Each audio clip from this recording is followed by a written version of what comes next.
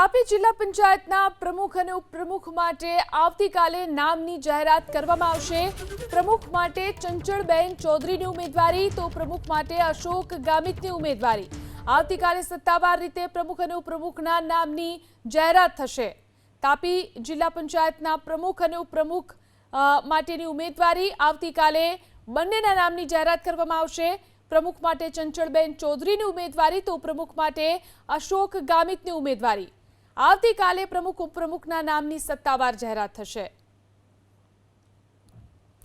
આ તરફ ઊંઝા તાલુકા પંચાયતના પણ પ્રમુખ ઉપપ્રમુખની જાહેરાત। ઊંઝા તાલુકા પંચાયતના પ્રમુખ તરીકે હિનલબેન દેસાઈની વરણી તો તાલુકા પંચાયતના ઉપપ્રમુખ તરીકે કશ્યપ પટેલની વરણી। ઊંઝા તાલુકા પંચાયતની તમામ 18 બેઠક પર ભાજપની જીત થઈ છે, ત્યારે ઊંઝા તાલુકા પંચાયતમાં પણ પ્રમુખ અને ઉપપ્રમુખના નામની જાહેરાત કરવામાં આવી છે। પ્રમુખ તરીકે હિનલબેન દેસાઈની વરણી કરવામાં આવી તો ઉપપ્રમુખ તરીકે કશ્યપ પટેલની વરણી। તો મહેસાણા તાલુકા પંચાયતના પ્રમુખ ઉપપ્રમુખની પણ વરણી કરવામાં આવી। મહેસાણા તાલુકા પંચાયતના પ્રમુખ તરીકે ભાવેશ પટેલની વરણી। ભાવેશ પટેલ અંબાસન ગામના સરપંચ રહી ચૂક્યા છે। તો મહેસાણા તાલુકા પંચાયતના ઉપપ્રમુખ તરીકે શાંતાબેન ચૌધરીની વરણી।